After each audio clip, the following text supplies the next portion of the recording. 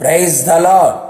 నమ్మదగిన సహాయకుడైన యేసుక్రీస్తు నామమునకు మహిమ, ఘనత, ప్రభావములు యుగయుగములు కలుగునుగాక. మీకు అన్ని విషయములలో యేసయ్య సహాయము చేయునుగాక. ఈ దినపు యేసయ్య జీవపు మాట 60వ కీర్తన 11వ చరణం. మాకు సహాయము దయచేయుము. యేసయ్య వైపు చేతులు చాపి ఆయన సహాయము కొరకు ఎదురు చూచుచు ధైర్యముగా ఆత్మీయాత్రలో ఆనందముతో కొనసాగుచున్న నా దేవుని ప్రియులారా, మన యేసయ్య సహాయకర్తయై ఉన్నాడు. ఆపత్కాలములో నమ్ముకొనదగిన సహాయకుడై ఉన్నాడు. నీకు సహాయము చేయుటకు మేఘవాహనుడై వచ్చుచున్నాడు. నీ కుడి చేతిని పట్టుకొని నీకు సహాయము చేయబోవచ్చున్నాడు. బలహీనుడు సహాయము చేయుటకు ఆయన తప్ప మనకెవరూ లేరు. ఆయనే మనకు సహాయము చేయువాడు.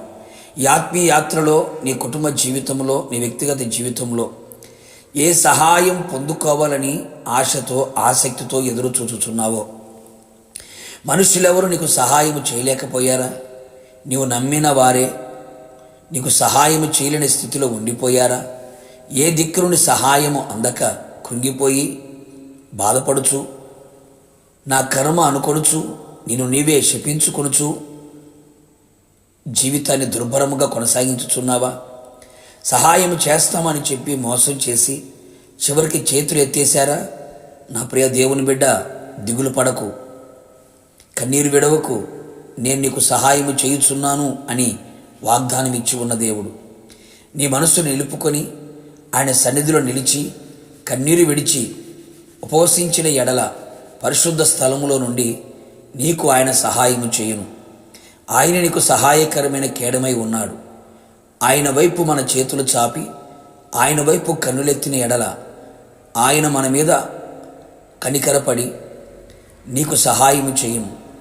నిన్ను స్వస్థపరచును, నీ ఆపదలో నుండి నిన్ను విడిపించును, నీ భయములను తొలగించును, అన్ని విధములుగా నీకు జయమును దయచేయును.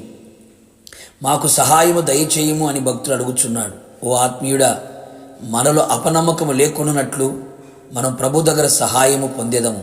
నిజమే కదా? అపనమ్మకము ద్వారా, దేవుని ద్వారా మనం పొందబోయే ప్రతి ఆశీర్వాదమును పొందనివ్వకుండా చేస్తుంది కదా. పరిపూర్ణమైన నమ్మకమును పొందుకొనుటకు ప్రభు దగ్గర సహాయము అడిగేదము. శత్రువులను జయించుటకు సహాయమును కోరేదము.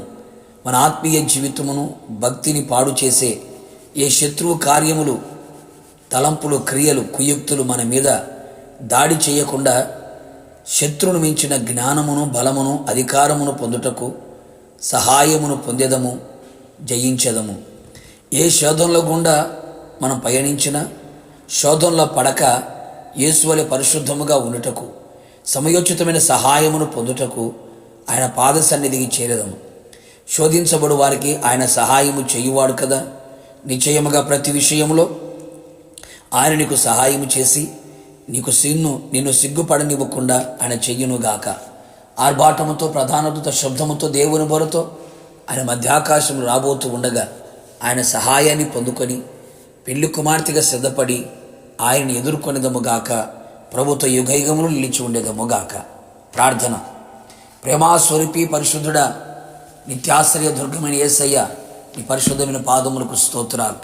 మీ పాద సన్నిధిలో చేరి మీ వైపు చేతులు చాపి మీ పాదాలు పట్టుకొని కన్నీళ్ళు విడుచుచు మాకు సహాయము దయచేయము అని ప్రార్థించుచున్న నీ ప్రియబిడలను జ్ఞాపకం చేసుకోండి.